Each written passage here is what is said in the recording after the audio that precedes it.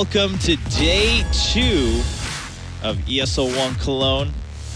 Here for the major. We already went through one day of the groups, and now we're here back at the MMC studios. We are joined by a new guest on the NVIDIA Expert Desk, as will be Kinguin. Welcome here for day 2. And yesterday we were discussing it briefly at the end for the guys who were here, that, yeah, so far it is living up to the hype. It is looking to be one of the best majors that we've had so far. What was your impression of day 1? I feel like we got the answer to several of different questions, but there's still some big question marks out there. NRP was called out to be a fairly strong team in the practice up to this event, and they really didn't deliver yesterday. A close game against CLG and getting smashed by TSM. Yeah. I feel like Mousesports, who was maybe the biggest question mark together with Tyson before the tournament, had a good showing in the beginning of the game against Cloud9, but they fell apart in the end, and that's one of the biggest question marks that I'm looking forward to seeing, like, how is this going to end? Yeah, of course, we haven't decided everyone who's going on to the playoffs just yet. That happens today with the elimination and decider matches of each group. But let's take a look at how day 1 ended up. Which teams move on to the brackets for now? ESL One Cologne 2015, the major that everyone's been waiting for. 16-13 in favor of NIP, and they defeat CLG on Dust2 in the first game here in Cologne.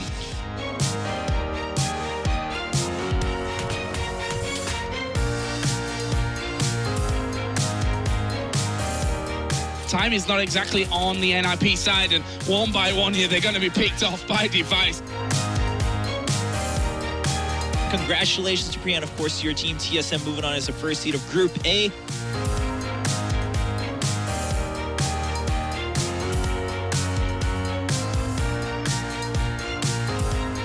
Fallen gets the spray shot anyway. What is What? What was that? 5 seconds, he's not gonna have the time, and Kiyoshima, he knows this, he runs away. Impossible situation, and Envy will be taking the first seed.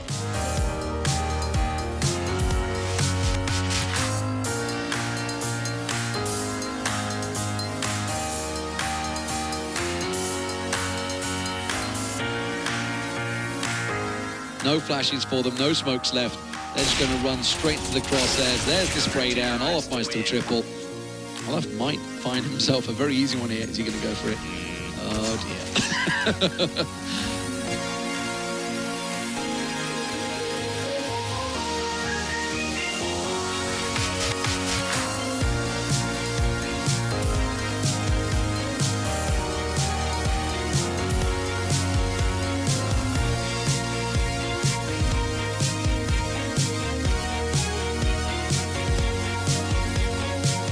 Maybe fully, but certainly aware of it now. Taz does get a stunning start, triple kill. Congratulations, Taz, and of course to your team moving on to the playoffs. We'll see you play at the Lanxess Arena. Yeah, and so from the 4 groups, we so far do have the first seed, the winners of each group moving on to the playoffs. We have TSM, MVS Fnatic, and VP Virtus.pro, of course, moving out from Group D in that last matchup. Now, let's talk the overview. I mean, we saw the winners, but like you said, we got some certain answers yesterday. Let's start with Group A. What stood out the most to you guys? I think Kinguin kind of hit it on the nail there with TSM just actually cruising through their winners match in that group. Yeah, it was surprising to see NIP look so weak. After seeing their game versus CLG, we kind of speculated that it may be like warming up on the first day. That's why the result was so close. But after watching the game versus TSM, it seemed like they didn't turn up again. That's a very similar performance we've seen in previous tournaments. We expected them going to this one. Maybe they'd evolved and changed their approach to the game, but it seems like there's still fundamental issues within the T side, especially on their approaches to the strategies. Yeah. Yeah, for me, I mean, it was just they still haven't kind of figured out. They've turned it into this team that doesn't know how to adapt. And they have so much experience on that team. And, I mean, even like just the way that TSM was abusing them in middle on cash and then never changing that defensive style throughout that entire match, I mean, that's what led to it. And it's just surprising to see a team with that much experience not able to find a solution. Now, overall in Group B, moving on, we didn't get to watch all the games too closely, but I think some people, if you weren't really keeping track of all the teams, were a little bit surprised about Luminosity showing up. Of course, Envy is still taking the overall matchups in that group, but what's your take from Group B? What's the big takeaway here, and what are people looking out for in terms of the teams left? Yeah, I actually called out Luminosity to win against Kinguin because they are just insanely talented at being the underdog team. They have this mentality where they're not like going in as a big favorite. So just taking one game at a time. That's really giving them this kind of edge as well. And just a matchup against Kinguin, being more strategical and not relying too much on individual level. And if then Kinguin doesn't hit the top level, that just seemed for me to be something which was very likely to happen. I didn't expect them, though, to go this close against Envious. I don't know about the other ones, but that was out of my reach. Yeah, going very close, taking Envious to overtime, actually. And this Envious team so far has been looking as good as most people hoped. Well, there's still a new lineup, we have to remember. Right. There's going to be a big event. There's going to be situations, especially on some of the more exotic maps, like Cobble, for example. It's a difficult matchup, and we haven't seen that much of Envious yet. We can't speculate how good they can be across the whole map range. So I think them winning the game ultimately shows us a positive result. After Luminosity beat Kinguin 16-6 on arguably Kinguin's best map as well, you can't argue with how good those guys are and how talented they can be, especially strategically. That's what they've been famous for in all these big tournaments. I think they defined themselves as the best Mirage team at the last tournament. Everyone was so scared of them on that map. So there's definitely more things to come from them. I think they're a really exciting team to come and keep watching. Right, so that's something to look forward to for all of you guys today.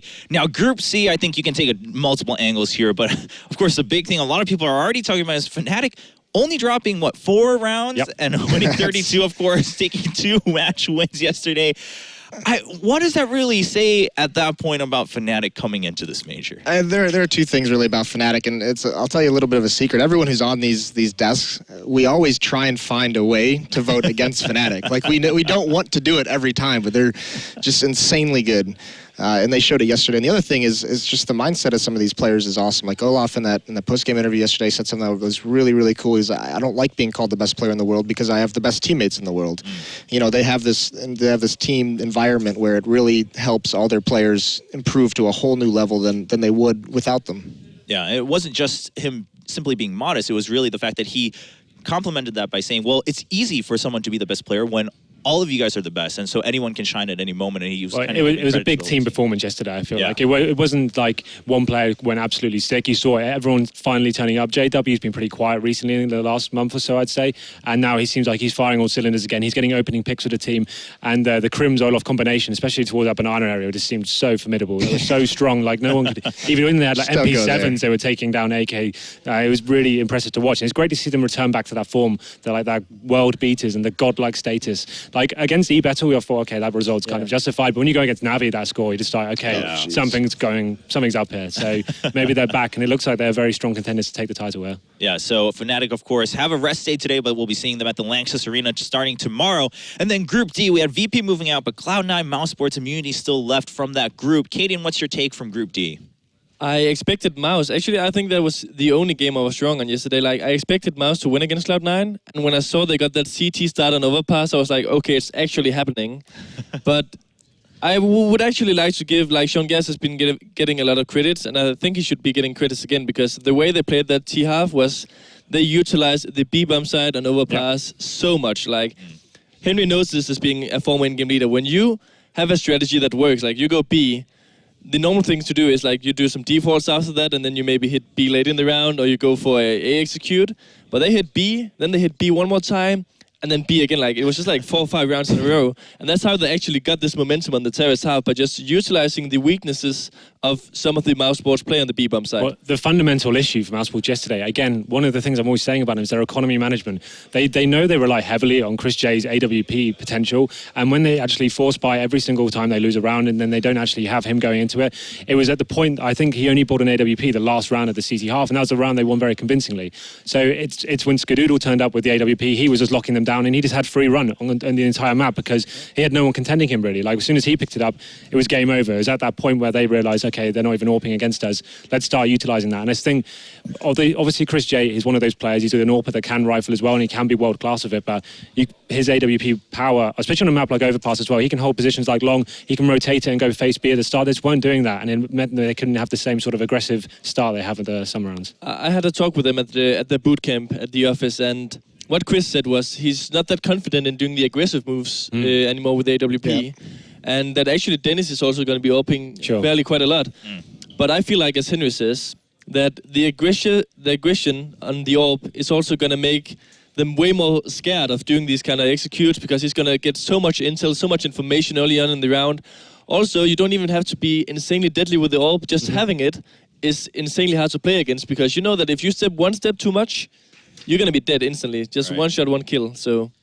Well, Moses, you've had a night to think about this. I mean, what do you think about Noodles off being on C9? Are you still convinced after a little bit of discussion with Semler yesterday? Oh yeah, Semler can't sway me. All right. Well, good to know. Good to know you stand by your own ground. Skittle's the best. It's good to know that you're a strong man. He's one of the best. Yeah, one of. No, One he's- of. no, you know. no. All right, we'll No. still save that discussion. We still got a couple days to figure this out, gentlemen. Don't worry. But now, of course, we had that redrawing of the groups, the reshuffling. Let's take a look at now what groups we're looking at for day 2 here. We will be having every single match here on the main stream, so you can catch them all without ever leaving. So at the very top, you have the teams that already moved out, but these are going to be new groups, E through H. So we have Na'Vi up against eBattle and CLG. Cloud9 with Team Immunity, and then Kinguin actually joining the fray for Group F. And in Group G, you have Titan joining Renegades and NIP. And then Luminosity Gaming and Flipside will be joined by Mouse Sports for Group H. So the second team listed here, they are in the winner's match still of this lower bracket of the new groups. And so you'll see the bottom 2 teams duking it out going forward. And do you think, let's talk about the reshuffle a little bit. I mean, this was interesting because this allows teams never to have to play like the same matchup in groups again.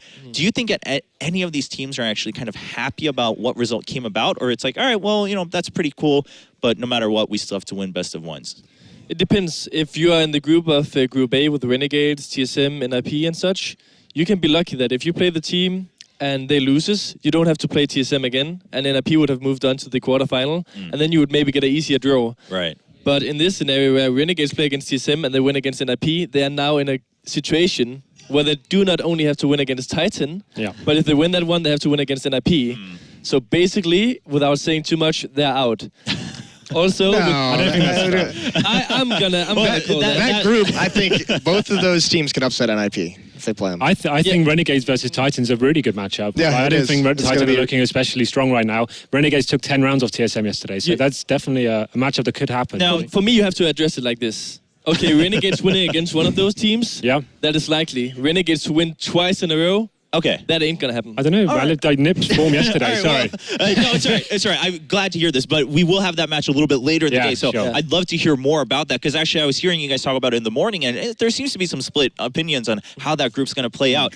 Now we will start with Group F, though, of course, going forward, and that's going to be the group with Cloud9 sitting at that winners bracket, or the second match rather, in Group F, and then Immunity and Mouse Sports will have to play it first. Mouse Sports is the group. That's wrong. This is before the redraw. Oh no! Yeah. Excuse me, that's my bad. I was just reading it off. That's what happens when you rely too much on the program monitor. Sometimes Mouse Sports was in the group. They get shuffled out. Kinguin actually joins in, and now you see they have to match up against Immunity. Thanks for catching that, gentlemen. Now, Immunity versus Kinguin, and of course, Cloud9 sitting forward. Let's talk about the whole group before we start with the first match, Immunity, Kinguin. I mean, Cloud9 generally, I mean, they already were in the group in the Immunity, so that didn't change for them. But then Kinguin comes in. Does this change the dynamic for any of the 3 teams? I think Cloud9's got to be happy with this draw, with the teams that are in there. I think the cool thing too for Cloud9 is because I'm expecting them to move on to the quarterfinals out of that group, and what's really fortunate for them is they've never been able to beat Virtus Pro, and if they make it to the quarterfinals, they don't even have to touch them until the grand finals. That's like the big thing, because everyone's like, everyone has asked me from do you think Cloud9 can win it? Do you think they can get top 4? It's just like, well, when in the bracket are they going to play Virtus Pro? Because they're not going to be Virtus Pro.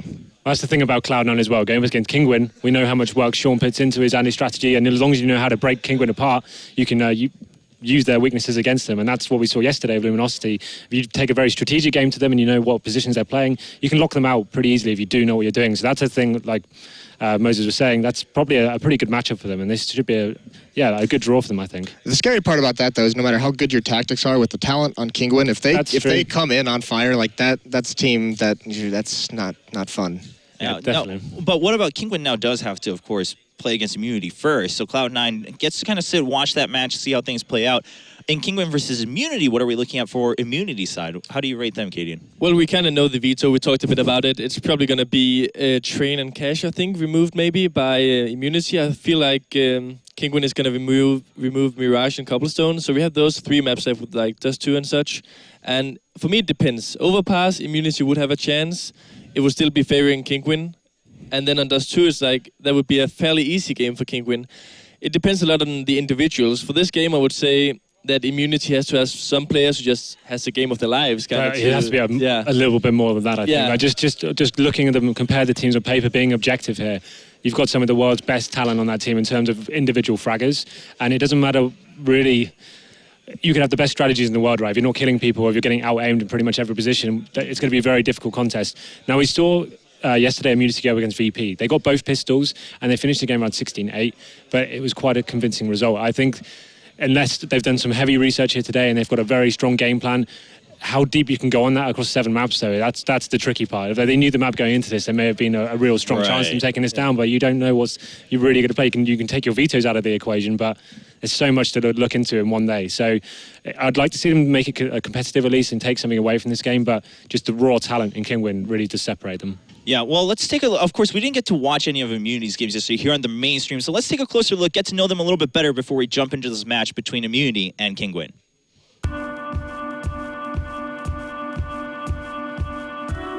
So Team Immunity are a team from Australia. We've all been playing CS for quite a long time. We all are very good friends. We've been traveling the world quite a bit recently. So CSGO is pretty much like a sport to us. We get to travel the world, meet new people. Coming from Australia, it is quite a long way. Like, it took us 30 hours to get here. But, you know, we do it for the game, we love it, and can't wait to do it more.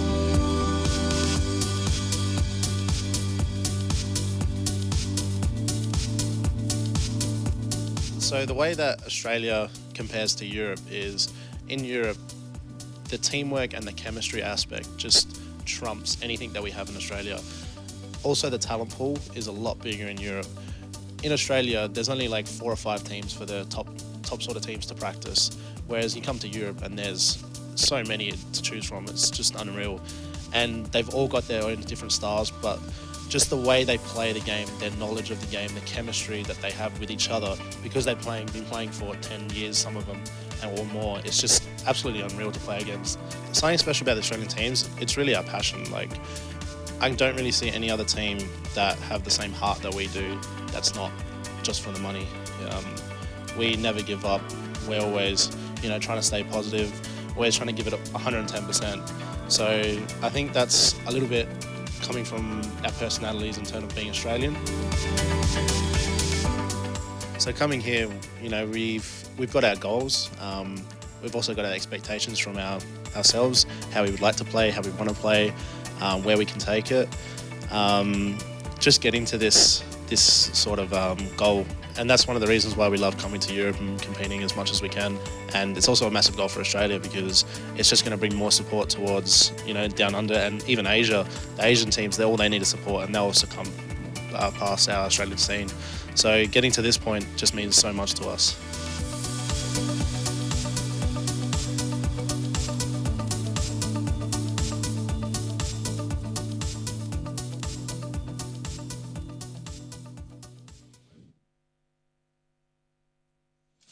And so Immunity, and you know, we've heard Renegades talk about this too before in several interviews, and of course Immunity themselves, about how tough it is sometimes to play from Australia, because like they said, you don't always have a wide selection of scrim partners or other teams just in general. It's very difficult. Obviously, you don't have the top talent to play against, and you only get the experience really when you come to these kind of events.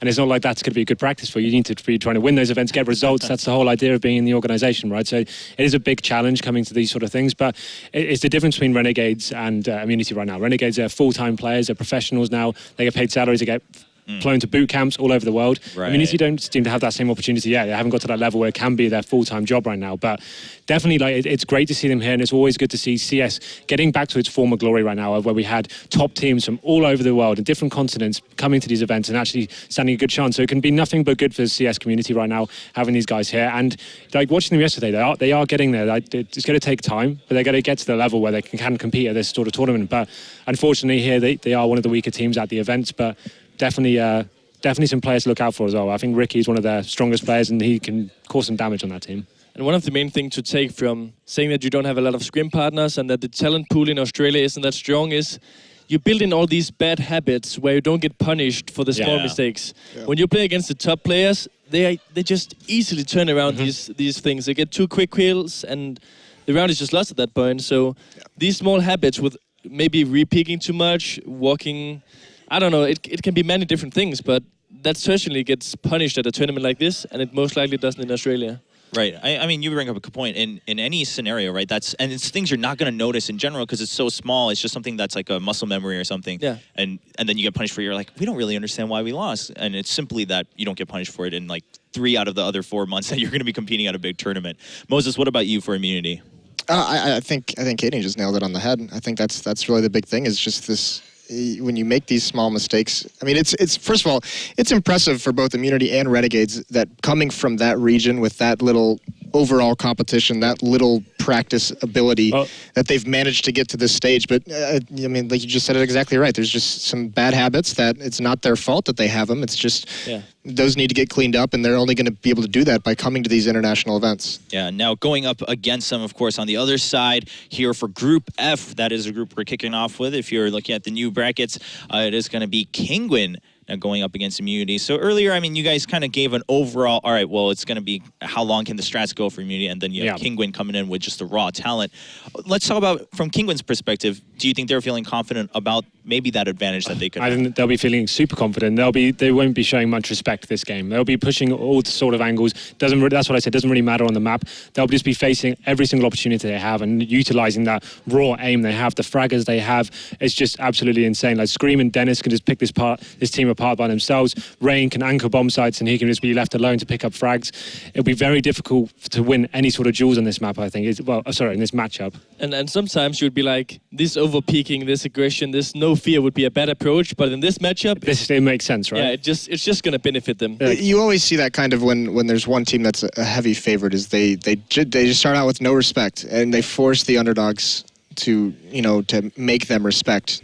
Exactly. And it's just going to be so tough. Rain is just a beast. Scream, I think, looks great so far in this team. I think he's outperformed my expectations for him coming into this squad, but he's been fantastic. He's been more than just the headshot machine, just getting the good stats and such. I actually also think that he's been playing very well.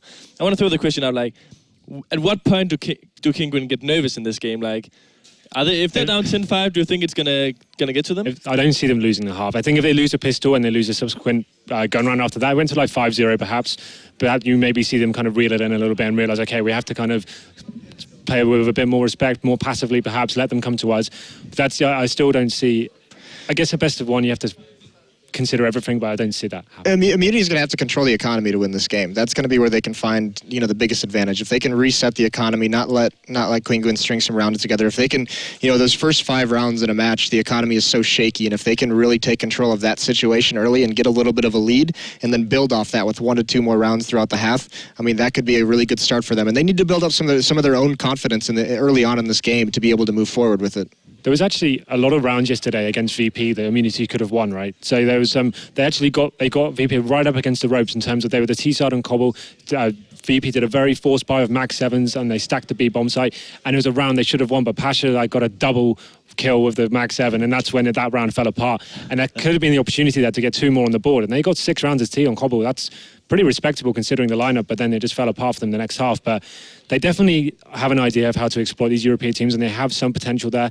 But going into this tournament, they knew they were playing VP, right? So they planned for their VP. I spoke to the guys this morning. They haven't really prepared that much for Kinguin, but we're going into the veto now, so let's see how this goes down. The map veto comes out, and overpass being vetoed actually kind of interesting. I mentioned that shortly when we discussed this with Jason Kaplan, and they could actually remove overpass in order to maybe let Cobblestone be in the pool, or maybe even Mirage. I would rather... I think they're going to remove Cobble, right? Yeah. Okay. Well, I know, like, you think about Overpass, that's a map that has a lot of choke points. I think Kinguin's just going to want a map where they can just deathmatch. Sure. Yeah, but how I feel is, if any upset were to happen, it would be on either Cobblestone or Dust2. Overpass or something. Oh, this is a disaster. This I'm is afraid. awful. Yeah. You hate to see it. This is not good. That is really Scream and Dennis's playground. That is going to be a horrible situation for them. Now, but earlier, Keaton, when you were saying it, just if we were to try to shed a light on Immunity's booth right now, this was a map that they were expecting as a possibility to play, right? In they had it as one of the 3 with, like, it could be one of these, but they also know that on Dust2 they're going to have a hard time. What they told me was that they were going to hope a bit for Ricky to step up with the AWP and he can do that though. He can be very good at the AWP, but I'm sorry, when you especially if Kinguin gets T-side as well, what they do up on this short area, like I don't even know how you stop it. They just send Scream up there, and he seems to find 2 AK headshots every single time, against top teams as well. So I think the CT, especially on the CT side, Immunity need to find something. They need to start maybe surprising the teams, being aggressive, taking possession elsewhere before you allow Kinguin to do a full execute into the site. I think that the key is Immunity on their CT. I'd like to see them play an aggressive defense. Yeah, I'd like to see them be taking over the B tunnels, relatively frequently. I wouldn't even mind them doing it often. Yeah. Being aggressive, taking the fight. That's an area of the map too where it's confined. It's not going to have that wide open aim duel that Kinguin's going to thrive on. But they need to be aggressive. They need to find ways to take the fight as a team, because if you're just getting spread out and you're getting picked apart across the map, it's just going to continuously turn into these one-on-ones. If you play passive and you let Kinguin do their thing, that's when it's going to get really hard. Also to try and give people an idea of how good Kinguin actually are on this map. A team that has been rated as top 10 in the world, Dignitas, played this team, Kinguin, in the offline qualifier on Dust2. I think they got 2 or 3 rounds starting as CT on Dust2. You can't really dissect exactly what it is that Kinguin do that's so good. They don't especially have some amazing new meta they've brought to the game. It's just Dust2 is the classic deathmatch map. Right. If you're hitting all your shots and you're running around as a fragging unit and the AKs are on fire, then it's really hard to contain anyone. There's not really much you can do. That's what we're saying. They need to try and lock it down quite early on, getting the positional advantage, pushing in the B tunnel, for example, or maybe facing an AWP down to long quite early on. Something to get the early frag in your advantage, just so you're having Kinguin up against the rope and a disadvantage at the start. But there's only so far that can go. You can't really guarantee yourself you're going to win that duel every single time. Yeah, you guys have been saying this since yesterday too, that Dust2, that's going to be scary when you're up against a team like this where it's going to turn into those frag battles and you're like, well, they have an advantage there because the map favors that style in a little bit. Well, we're about to find out, ladies and gentlemen. This is going to be the first match of Group F. The winner here does move on to face Cloud9. So it's going to be still a tough battle for either team if they do choose to move on, but it looks like Kinguin is making sure they're all set and ready to go for Dust2. Moses, overall, so are we all in agreement that it looks like it's going to be Kinguin that can take the lead, and that's where people should be looking at this matchup? Yeah, I'm going to pick Kinguin to win, and they're heavy favorites. I do think there is a decent possibility that Immunity can take this, but I think this is just an uphill battle across all fronts. I don't think you can really make an argument for them to be the favorites. So Kinguin for me. All right, what about you, Katie? You still standing by that? Yeah, Kinguin is going to take this. I would be very surprised. It would be fun for Immunity to win this, but what I'm really hoping for is that Immunity is going to get a showing. They're going to get 10 rounds or something, and I would be happy for that, because that's going to show that they improved, that they're still a strong team, that they'll be back next time. All right, well, let's find out if that holds true between these two teams, ladies and gentlemen. Right after this short break, we'll go right into the match between Kinguin and Immunity.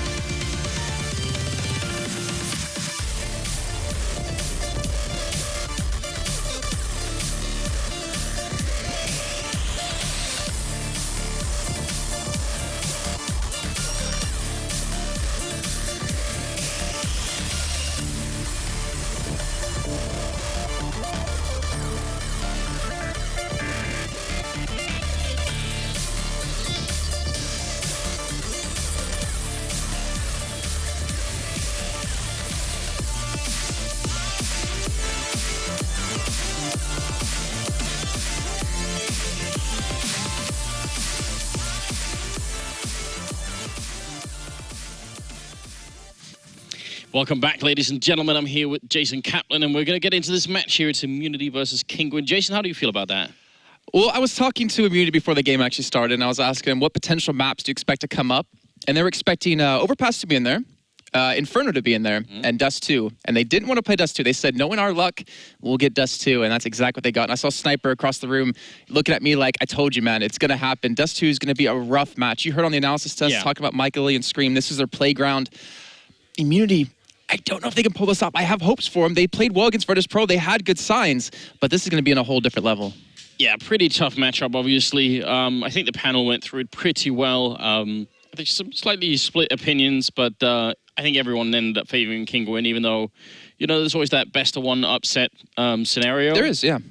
It feels like the skill gap here is just so huge, isn't it? Well, I mean, we saw Immunity actually talk to HLTV and saying coming into this major, they're not expecting to get, you know, into the finals, you know, not get into the semifinals necessarily. Yeah. But they wanted to come into this as a learning experience, to get that experience under their belt so they can come back next time and be a bigger and better team.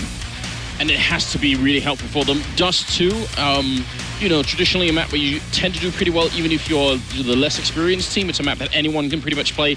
But at the same time, they are up against a team that essentially features 3 different snipers. Michael Fox, then is all able to pick it up. Double up setup on this map is going to be huge, I reckon. Yeah, and I actually like how you point out Michael because I was paying attention to him really on purpose yesterday when they were up against Luminosity and Overpass, and he seemed to lack confidence. Fallen was kind of outpicking him quite a few times, not to mention just scouting over towards Monster, hitting him two shots, killing him off while he was up against the op. But here we go, Anders. Yeah, we're going to lead into it. Pistol round starting off, and just 2 armors on the CT side, and just 2 on, actually 3 on the terrorist side here. So just a little bit of a difference. Again, there was a while when armor was the most preferable. Now, Sniper in the middle is going to try and get something done, but in the meantime, look at this. They're actually sneaking up into the middle. And Justilo leading the charge here on the Australians. They might be able to catch Mike Hileli here. This is perfect. He's got no chance, and Justilo's going to take him down. Oh. Ricky's in a fantastic spot as well to spot them coming down through lower B. You heard, I think Henry G on the desk talking about how they need to get aggressive, get those early frags, then get that man advantage, and they've done just that. And the pistol round, most importantly, too, because you're looking to pick up the next 2 off the back of that. Ricky trying to snipe away, which we might see him do later on, especially if we win this pistol round, be great. And there's Imagine taking down Rain. What a great start here for the Australian underdogs. It's now 5v3, and I mean, the clock, it's still got plenty of time here for Kinguin, but they're running out of people to play with. Dennis making his way up with the Glock, and they're waiting for him. They've got the perfect setup. 3 people here at the A-bomb side, and more coming in. Imagine with a headshot taking down Dennis, and it's up to Scream and Fox left, and they've got no chance here. Scream very low on health, and as he tries to back up, he's going to get shot in the back as well. Ricky's there. Could have probably been a kill. Flashbangs left and right, and it's now just a single person. Scream jumps down. Justilo picks up the last kills and makes it a triple. What a great round from Immunity. Yeah, and credit to Immunity. Just push up early on, get the early kill most importantly, but there, even when they had the man advantage, they still played really safe. You saw Imagine on Catwalk, he picked up a kill. He ended up falling back as well towards CT just to stay alive. They had a 5-on-3. There's no point to, you know, overcommit, go down and kind of equalize things for Kinguin to give them a chance to get back in that round. But now we're seeing them buy up the Tech 9s. They got the Scout as well. They bought up some armor. Immunity going for, you know, quite a few SMGs and even a couple of FAMASs here to get a little bit aggressive and catch them up. With the 3-man stack towards long, they really want to lock down this area early on, and I like to see this. I am a little bit curious, you know, 2 Deagles and a Scout. Pretty heavy investment, especially Dennis with the Deagle armor as well. This is one of those signs that makes me think Kinguin really do feel like they're going to be able to take this match no matter what, because otherwise, even without the bomb plant, they might be tempted to just say, well, should we really invest this much into a round like that? If they're on the CT side, sure, because they know eventually the terrorists are going to show up, but this time you kind of have to gamble a little when you're on the terrorist side, and it's going to be tricky. This could be a 3-2 split as well without a smoke being, or smoke to actually help them get across. Sniper sitting towards CT spawn. Ricky gonna be staying alive inside as Dennis picking up 2 quick shots. This man is insane. Oh wow, Ricky finally shutting down Fox here, but he's in a lot of trouble. He gets the second one, can he get the third? Very important that he does, but Dennis comes in for the triple Deagle headshot, and it's going to be Imagine and Justilo left here. 2v3, bomb is about to go down. Kinguin making this investment work very well. And already tagged up a bit is Justilo there. They've got 1 flashbang left. It goes through a Molotov as well. There's Imagine picking up a kill. Justilo going down, and there it is. Mike Hileli with the last headshot from the Tech 9. And that's going to be Kinguin stealing it right back. So I was wondering about an investment, but it worked out quite well, Jason. I think you put it out perfectly. The confidence is definitely not lacking in this team to go with the Deagle armor buy and to have Dennis pick up 3 amazing frags like that. You can't count on that every round, but when he can step up like that, that's got to be feeling good for the Kinguin side. So things are all tied up. Again, investing back into this round. Immunity, though, going for the rebuy as they have a lot of CZs, even a Nova in there on Ricky, who just tagged up by Michael Lilly on the cross. Yeah, that's obviously unfortunate. Scream just playing that long position, but not really committing too much to it. And I like seeing that. He can probably guess they won't have too many grenades, so it's fairly safe for him to stay there anyway. Ricky, though, it'd be great if they could show up right in front of him here, but it looks like they're going down through lower dark instead. So slow round here from Kinguin. Yeah, I like to see this, just the fact of you don't want to give anything away. I guess they're going to know relatively soon that they have bought up into this round, but they have a 5-man transition towards Catwalk, where Sniper with the man, be the man waiting on site with Imagine and Justilo over towards Long A. And this should work out pretty well for them. They can just hit that initial shot, and Sniper, it's going to come down to this man if he can do anything from ramp. Oh, he walks right into Rain's AK, and that's going to be the end of it. Imagine here at CSET 75, pretty great range for it, but he doesn't get the kill. Trying to reload it, it takes such a long time. Might have even had a second chance almost, but Rain will get the double kill instead. And the rest of Immunity, well, they might as well back off here, I reckon, because they're going to have just armor and pistols anyway for the upcoming round. Yeah, just saving it into the next. So Kinguin playing that one smart. Not getting too aggressive early on. Relinquishing long control since we did have a 3-man stack out of immunity yet again to lock that down. Ustilo, he's going to get rushed down. No, I think he's going to lose his 5-7, but he just take down Dennis at least. So a little bit of damage put in, which is going to be important later on potentially. But at the same time, Kinguin are going to be feeling so good, and they have a chance to get a round similar to this one coming up here. I don't think Immunity will have the money to buy, and they certainly shouldn't, especially if they're going to be trying to see if they can win that AWP battle at some point. Yeah, and before we get into the AWP kind of battle, we had Dennis who went down, had an AK on him, Fox picks it up, drops his Galil, so really not losing too much in that round at all. But the AWP, it's going to come down to that, because you have an AWPer like Michaela to go up against when you're Ricky. That's already difficult enough, but then you have Scream, who, I mean, everyone's seen the clips and how well he is, or how good he is at hitting these headshots. It's going to be very difficult to lock down that area. But we see a lot of teams, relinquish control, maybe putting one man towards B, the other one towards B, maybe towards the door a little bit, and then another man off towards CT spawn to really lock down that middle control if they try to transition into a mid to B push. But again, I mean, you're still keeping this 3-man stack towards long. They've already been chipped down to 7 HP on Sniper. And it looks like Ricky just really wants this box spot to work with that Nova. I want this Nova to work as well. It's nothing better than shooting someone with a Nova. It's even better than the Max 7. It feels just right, And this is the perfect range for it. They're going to walk in and it might be a headshot. Sniper's going to go down, though. And sadly for Ricky, they're going to move back out again. He's trying to hunt them down this time. He's actually angry at this point. Just wants to get a little bit of action for this gun that he invested a fair bit into. And Ustilo going to go down on short. That's Ricky with the shotgun taking down Scream. Going to be a second one. James drops in. Well, Ricky, I'm not sure they even really necessarily need to hunt him, because for him to save the shotgun is not really a big thing. But he gets a little bit of money back from using it at least, and that's good. And interesting enough, we had Immunity again go for the 3-man stack towards long. But after they got that initial control and they realized, well, no one's there, they fell back towards Catwalk. 2 of them did, and one man was over towards middle in CT spawn. He got picked off by Dennis, then Dennis comes around for a second kill. So maybe a little bit of a lack of communication. But then again, it wasn't a buy-up. It's not like Immunity are fully committing to this round, so you can't really read into that too much. But Kinguin, they're going to go 3-1, and they're off to that strong start they were looking for. Yeah, and you've got to feel a little bit bad for Immunity at this point, right? Because they played that pistol round so perfectly. I mean, they did. Talking about that aggressive push-up middle that you were pointing out, and then the initial frags, I think they got 2 for none at the beginning. So really great start in the pistol. It was a good side to see that, the aggression, they realizing what they need to do in the round. But most importantly, when we get to the gun round, I hope they continue to play that kind of style where they pick up the kill and then they don't get too aggressive. They, regroup and don't try to, go for these one-on-one trades where they could potentially lose out on it and allow Kinguin to get that start. But here we go. The ops are coming in for both teams. They come down in this round to see exactly how these teams are going to play with them. And for Immunity's sake, hopefully Ricky can get some solid middle control. He did actually do enough damage to Fox to get him killed by the bomb blast in the end of that last round. So at least, he got one kill, got another guy killed, even though he didn't get the money bonus for killing him. So not at all bad. We'll see if this is going to work out here. Setting up to for a bit of an entrance into that B bomb site. And James going to jump. Bobby gets caught mid-air. Headshot by Dennis. Oh no, that's disastrous.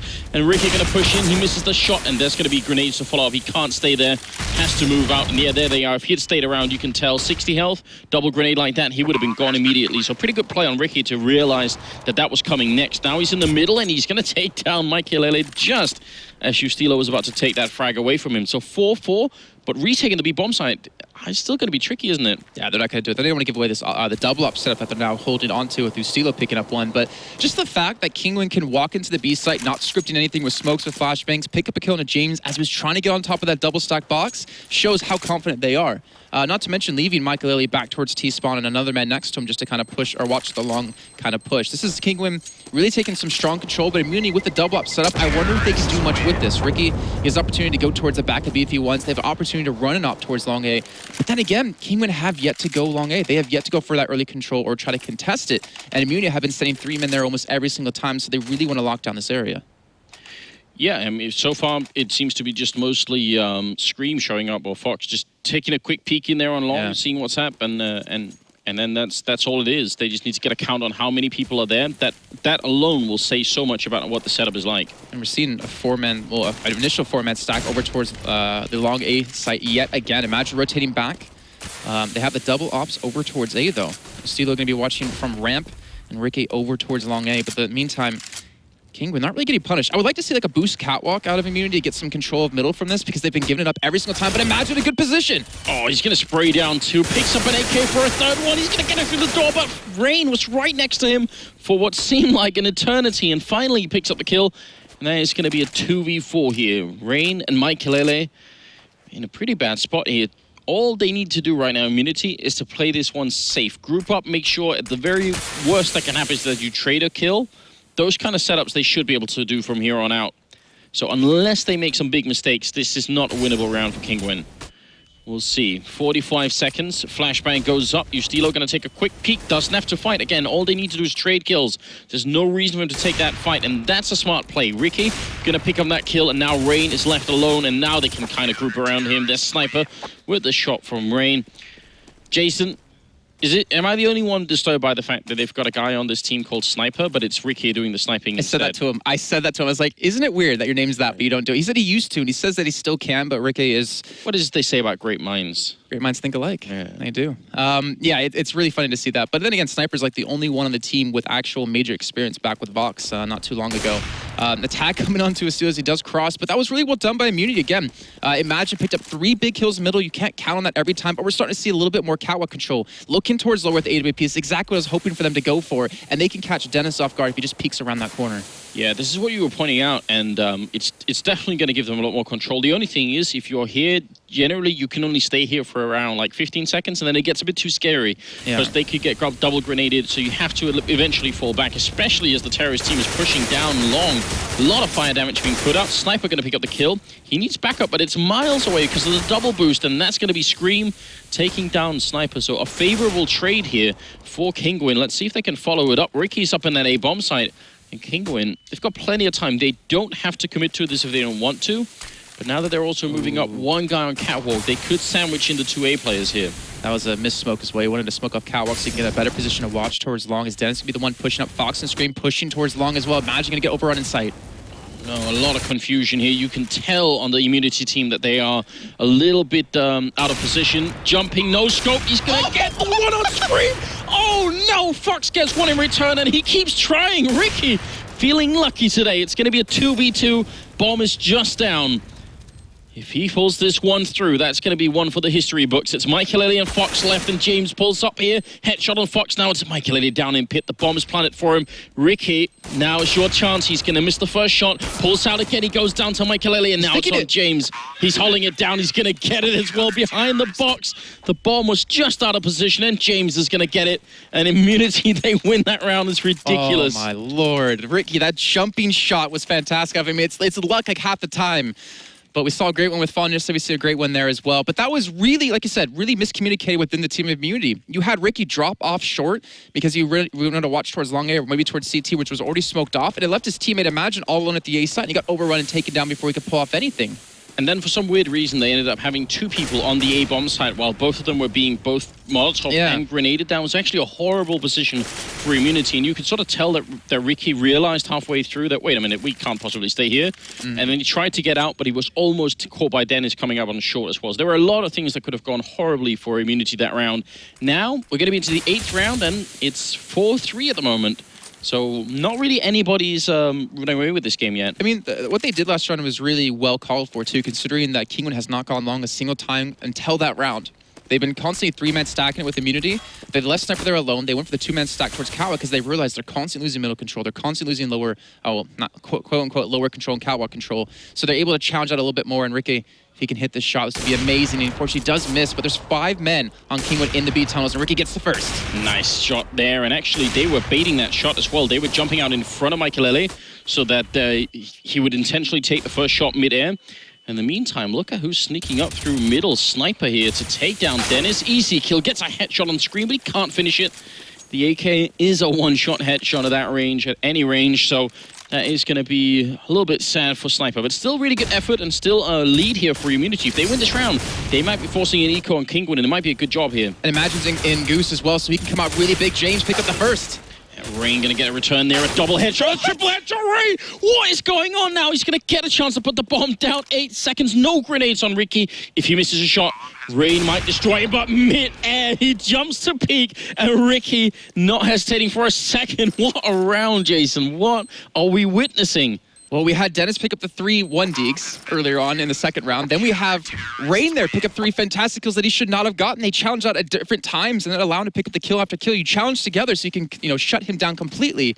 That could have been really bad for Immunity. They pick up the round, luckily, though. They tied things up. And Kinguin, they're going for the force up here. Mike Lely on the op in the body armor. Galil and even a CZ in there. But Immunity, that was too close for comfort. Honestly, Rain's mechanical skill is ridiculous. He is essentially just like an aimbot built into a human being. It's very, very frightening, but he's also an incredibly smart player, so he's got that going for him too. They're going to try for the boost again, but this time Kinguin are playing close, and that's very scary. One missed shot here, and there it is. Now they're going to get closer. Imagine goes down. Rain with that AK. Ricky has to move, and he realizes back up and down into CT spawn. Grenade goes up, and it only tags up Kinguin a tiny bit. Not going to kill anyone just yet, but they're all on short, and maybe they're just going to think twice. They've got plenty of time. They want to know if Immunity are moving up behind them, which they've done a couple of times. There's James in the middle, and Ustilo picking up a kill. Each Rain with a refrag, and we're back into a 3v3 here with about a minute left. Yeah, great read by Immunity too, to rotate the men from B, to hold on towards middle, realizing there's a lot of men on Cowboy. But Sniper, again, he's pushing long for a second time. Rain's going to be the one to challenge out as he comes around the corner, though. He's going to get that frag. That's another triple kill for Rain. It was the last round where he got 3 headshots. This time it's a little bit less fast-paced. Ricky moving up. He has to hit an instant shot once again. He gets that one and falls down. Great play here. Almost catches Scream. You can actually shoot to the top of the railing there, so you got to be a bit careful when you're on 22 health. But is there going to be a bomb plant? Again, no grenade to stop it here for Immunity. And we're going to be in a 2v2 retake. Ooh, this is a catwalk plant, most importantly. And Ustilo's going towards long, so he's actually not trying to challenge out. They're going to try to do it together, realizing that they have gone towards cat. And this one is going to be an interesting hold. There's no utility to work with, but Ricky picks up the first kill. Now it's on Fox and a 1-on-2. This is a very important round here for Kinguin. They're running out of money. They need this round. Fox going to pop flash in, sprays, but can't get it. Ustilo, great team play. Ricky holding it down. A lot of confidence and faith in each other there, and it's going to be Immunity now winning the round and putting us at 5-4 in their favor. And Kinguin, they have just enough to buy all AKs, but they're going to have very little utility. So what do you think about this? I mean, you've got basically only grenades on 2 people now, Jason. Well, they're trying to keep the pressure on, right? I mean, if you look at the past rounds, it's been really rough between the two teams where Immunity haven't had like the full 5 or full 4 people left alive. So Immunity's going to be struggling a little bit in terms of economy. You can already see that as well with 1,500, the most on Ricky at, currently. So the pressure is constantly coming in for Kinguin. The game is still relatively close. And Ricky pushing up middle, gets the kill to Dennis. But I was talking to Immunity actually earlier today, talking about the Virtus Pro game, and they were saying, Australia, it's really hard for them to play CT side or CT side because the teams in Australia aren't that great T side. So when they were playing against Virtus Pro, they really struggled, but their T side's pretty damn solid. And so far, I have to say, the changes they've made from yesterday till today, the peaking together minus 1 or 2 rounds has been phenomenal, and they've got a relatively good read. Sniper's done his homework. Yeah, I like seeing that. I mean, right now, it seems like Immunity are at least being competitive here. Ricky also at, I think, 11-2 right now as a scoreline, which is incredibly good. He seems to be the backbone right now of the team. Still about 45 seconds, and look who's sneaking out middle. It's the Kinguin team. James needs someone to pop flash him in here, but there is no one near to do it. So this P90 is not going to be good enough, and in fact, he's going to get flashed himself. Mike later to pick up the kill. Now they're rotating in. Ricky picks up the shot on Fox, and is almost going to get tagged up here. He gets down by Rain, who doesn't even bother to actually peek the full force, but look at the bomb just being picked up. Sniper, he's going to get it. That's the bomb down 20 seconds and 2v2. He's brave. Sniper, he gets the headshot. Now it's all on Mike Lely here in a 1v2, and he's creeping out back. Sniper playing this so well. Mike Lely trying to get in here. He's going to go down. Imagine to pick up the kill. What a great clutch there. Sniper getting those 2, and that is huge. Picks up the bomb just as it walks past, and Rain is going to initiate the pause. Oh, wow. Okay, so again, the analysis, they talked about it. If Immunity wanted to win this map, they need to be really aggressive, at least on the CT side, get really aggressive, get in their faces, and catch them off guard. And this is something I want to point out that we saw against Luminosity with Kinguin.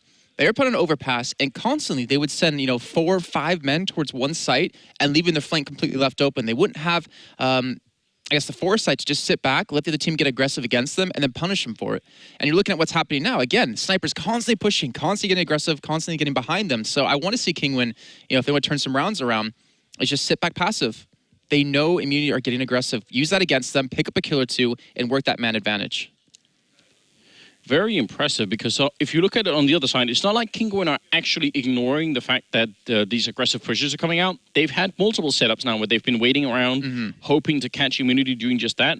But they somehow seem to find the right timing where this sort of fits into just when Kinguin are feeling a bit safe. It was mostly the beginning. I'm trying to think, like the one round I was thinking of where we saw 3 men push out of Kinguin towards the B site, and James was jumping on top of the box and got headshotted because they didn't script all the push. They were waiting for the pushes there, but Snipers had a fantastic read, and I'd say that's kind of one of the strengths of Immunity, thinking back to the offline qualifiers in Malaysia, is that they're a team that can be very smart. Sometimes it takes them quite a few rounds to adapt and change things up, but Sniper's a very smart player and knows how to control his team and knows where they excel.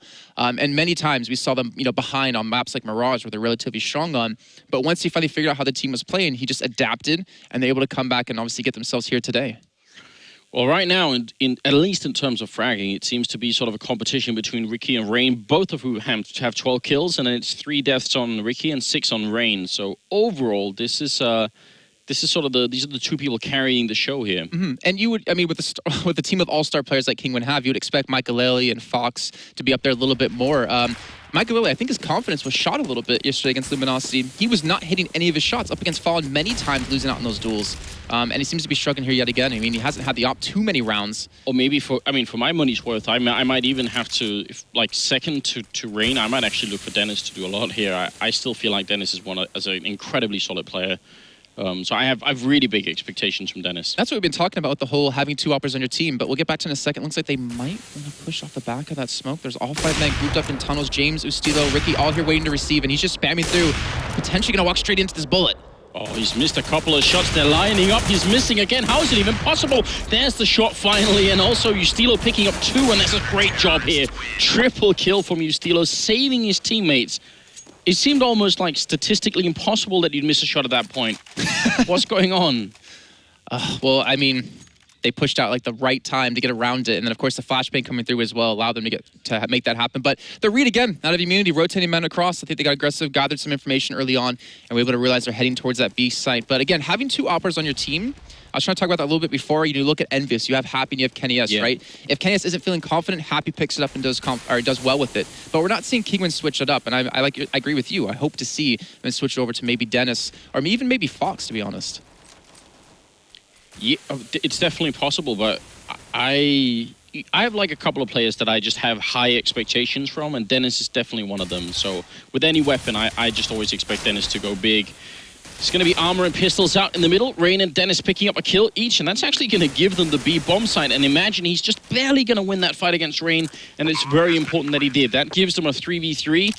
Bomb down. They do have a lot more equipment here, but they've got to be a little bit careful. James taking out Dennis, who was pushing through the smoke and maybe a little bit too eagerly. But now it's Scream opping in the background, and he actually gets a leg shot in, but now he's also alone trying to clutch it, and not with one of his comfort weapons. He's going to miss a bunch of shots and ends up dropping to Imagine, who picks up a double kill. Really good retake, but honestly a scary situation anyway. I think we're both going to agree Scream should probably not be picking up the Opera's team. Maybe it definitely should be going to Dennis or Fox. We've had some really horrible examples of that in the past. When he was playing on Titan, and we've had some really fun moments like that. But either way, they get the bomb down off that round, a round that they probably should have picked up so easy. I was really curious to see why James challenged so early through double doors, instead of just, actually I think it was Ustilo challenging through double doors so early, instead of just kind of sitting back, waiting for them to come to him when they had the guns. They had 3 men in sight as well. But nonetheless, they're up 8-4. They were really worried coming into this map, but they're doing a fantastic job.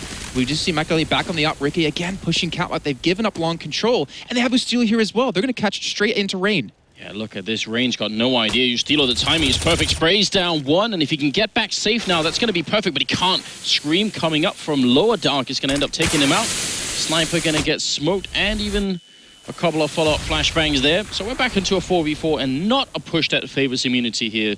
Sadly, because it almost worked out. I think you're also seeing Kinguin's confidence shot a little bit. I mean, you have Dennis sitting lower. They're going a little bit of a set execute out towards long A because they've realized Immunity had men there so many times. There's double stack in middle. Ricky defending long with an op over towards CT. And there's 3 men on Kinguin waiting to receive this. But Dennis, it's up to him. I think if he can lurk appropriately and lower, he can catch them completely off guard. I'm not 100% sure what I was expecting from Immunity, but I feel like they've already exceeded my expectations anyway here. They're playing super well at the moment. And it's really, really good news, obviously, for the Australians. Seeing Ricky almost with a double shot, but he himself gets tagged down to 16. Sniper in the middle, actually loses that fight to Dennis, in spite of him jumping in. Fox takes down Ricky. I might have cursed them here, Jason, because it's going to be a 2v4 now. Imagine goes down to Scream, and that is going to leave James alone. Not a lot that he could do here. If he can get some exit frags with 13 rounds, and it might actually be worth it. They don't have a lot of money, so at the same time, neither do Immunity. But that rounds, it should have gone Immunity's way. With that early push, getting that kill was onto Rain was a great job of them. But what came down to was the fact that Ricky wasn't watching lower. He wasn't watching Scream push out. So Scream gets a return frag right onto that. It kind of equalizes things. And then they get a nice little execute onto the A side, just walking straight through. Ricky missing quite a few shots. I mean, it might be too soon to call it off with just one best of one against Kinguin, but if both Immunity and Renegades could turn out to be 2 pretty good Australian teams, then, like, in an international scale, then, you know, think about how many other countries actually have, like, 2 or more good teams. There aren't that many. Most countries have just a single one. Think of Sweden. Sweden is one of the few with 2 really good teams. Yeah, Denmark has been close like a couple of times, but I mean, we need a little bit more out of Dignitas still, but they are doing a pretty good job. But America maybe, if CLG steps up today? Yeah, I'd say definitely America. I think has potential to even have 3 in my opinion. But yeah, there's not that many if you start counting really. So this is pretty good news. We're seeing Kinguin actually again. They went for the set execute out towards long A. This time, Immunity have changed things up, leaving Ricky and Estilo going to be the 2 men here with Ricky with the op. They're going to come out a little bit delayed, and it's up to Estilo and Ricky if they can work this well together. Ricky, what a shot through the smoke. Yeah, actually jumps up on this tiny ledge there and ends up dropping Scream, and Estilo in the pit, taking down Rain, the heavy hitter. He's going to go down to Fox, and Ricky drops Michaelele. This is great news. Now they just need to fall back, and that's exactly what they're doing. Great call. Whoever made that call on Immunity, definitely a smart play. No reason to fight when you're this far ahead. Dennis sneaking into middle to catch James, but he's kind of trapped here by the Molotov, and right now it's 3v2, and smoke goes down. Imagine trying to get up and look over the smoke. Again, smart individual play, and if they see that this A push is coming, they don't have to fight it. They can just play for the retake, even though they have a lot of grenades. I'd much rather have them do that than try and fight it individually. Ricky in a very scary position. I definitely don't like this. If he misses a shot, they will absolutely kill him, but he's not going to miss. He takes down Dennis. Now Fox is left, and he's going to get Ricky with a quad kill. What a wonderful play. That is incredibly brave. 1 missed shot and you're gone. Well, you know, you were asking earlier on, you know, Sniper, he's named Sniper, why isn't he opping? Well, you're seeing exactly why Ricky's that damn good.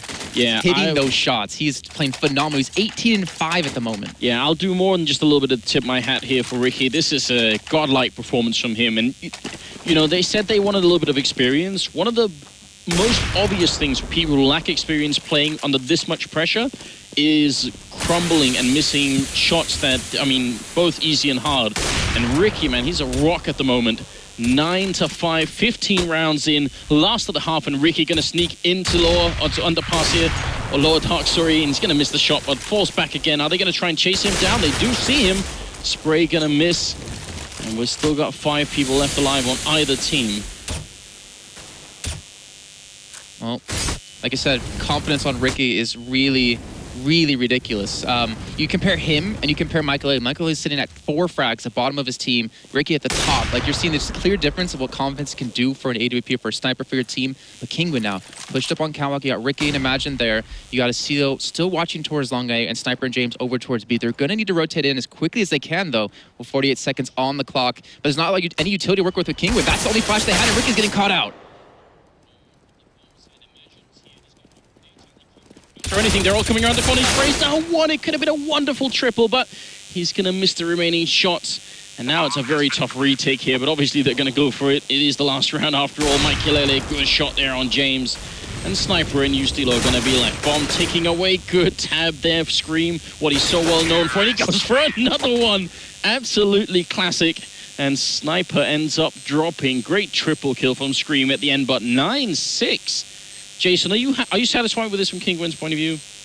I don't think they're going to be satisfied. I'm not satisfied with it. I mean, it's Dust2. It's a map that even Immunity said that they should not really be able to win on. When you have all-stars like Michael and Scream, I think I don't want to say the pressure's getting to them, because Michael's been on the stage before. Plenty of the members of Kinguin have been at a major and have performed relatively well and really well, but he just can't seem to get in the flow. Ricky's, you know, it's not like he's challenged down against Ricky. It's just he doesn't have the opportunity to really make much happen, and not to mention Dennis, who succeeded really well in playing a little bit of a lurk role so far on the T side, didn't have the opportunity because the rest of the team was dead. Now, I do think we can actually fix the microphone buzzing if we just keep silent for about a minute. So let's do that, and then we'll get back to it once the second half starts here. Jason can talk. I'll be quiet. I can talk. All right. Well, so going on to the T side. This is where Immunity, you want to see them start to really perform. Again, they were talking about in Australia. It's really hard to play CT side against European teams because that's where Australia really kind of lacks a little bit. But I'm wondering how they're going to work around this, how they're going to work around the aim stars of Kinguin. I'm hoping that this first half, you know, 9-6 scoreline and Michael not performing too well isn't going to carry over for their sake. I mean, keep in mind, if one of these two teams goes out or loses this game, they're out of the tournament completely. The winner going to be going on to play a little bit later on against Cloud9. So there's still a lot of challenges ahead of both these teams. But that man there on your screen, Ricky, he's been bossing this one up. He's at an 18-6 scoreline at the end. I really have to wonder, Kinguin, what are they going to do into this round? They need to have a solid CT side, and it always comes down to that ever so important pistol round. I'm not sure if you can talk yet. Try and see if we can fix it, guys, and we're going to be going into the second half, obviously, in just a couple of seconds here. Okay, so apparently it's back to me.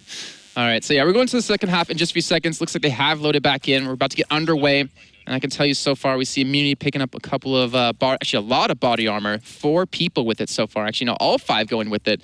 And decoy. So if they're going to go anywhere, they're going to be rushing it extremely quickly and trying to go for the challenges outright. We see Scream, Michael, both with some flashbangs. We have a nade and smoke in for him as well. And they're going for a 3-2 split, so maybe trying to catch him off guard a little bit. As James, Imagine, Sniper, both working, or all 3 working over towards that B tunnels, leaving the bomb there as well. So let's see, Dennis and Scream, I'm going to continue to go for this as long as I can. Dennis and Scream going to be 2 men holding middle.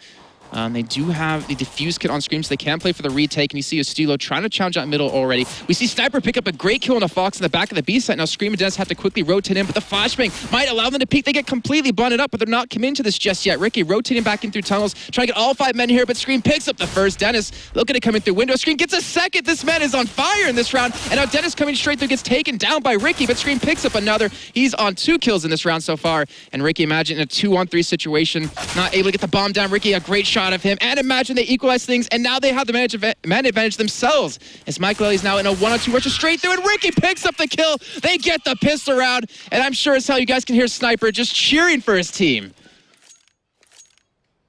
I'm even hearing some laughs in there too out of Ricky with some phenomenal shots out of that man.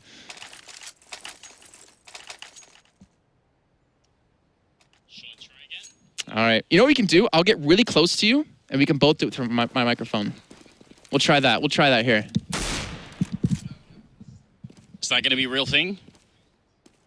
I don't know. I have no idea if this works or not. This is definitely a very, very creative idea, James. I love it. Oh, Jason, I love this. That's very good. All right. It apparently does work. So you're going to be in control of changing the headset, and we'll try and see if we can make this work. So for the moment, a 10-6 lead for Immunity and a ridiculous turnaround in that round. I have no idea how Immunity won that round, but it was quite impressive, and that's going to leave Kinguin without armor and just pistols here. To be honest, they probably shouldn't have won that round. It just came down to a couple of great shots out of Ricky and Imagine to hold on to that site. Even when Kinguin had the man advantage by 2 people, they just could not stop that from getting through. But again, Immunity back to playing this one slow. You can see Kinguin only have a Deagle on Scream and a couple of 5.7s, even a P250 for Dennis. So not looking to accomplish too much out of this round, but at least make it expensive.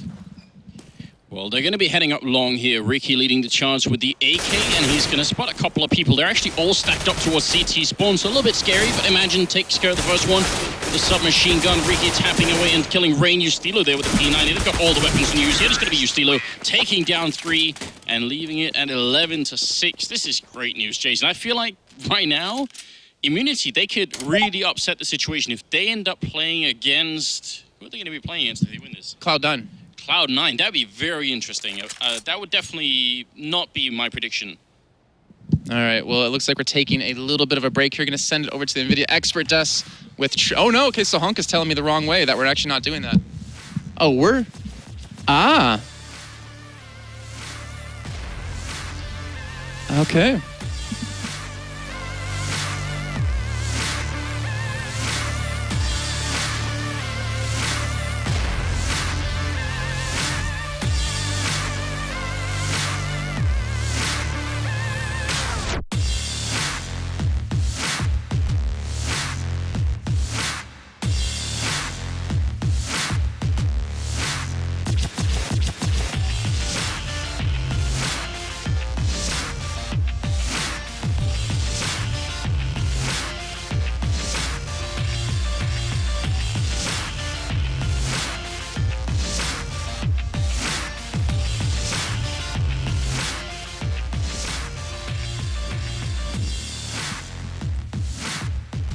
Yep.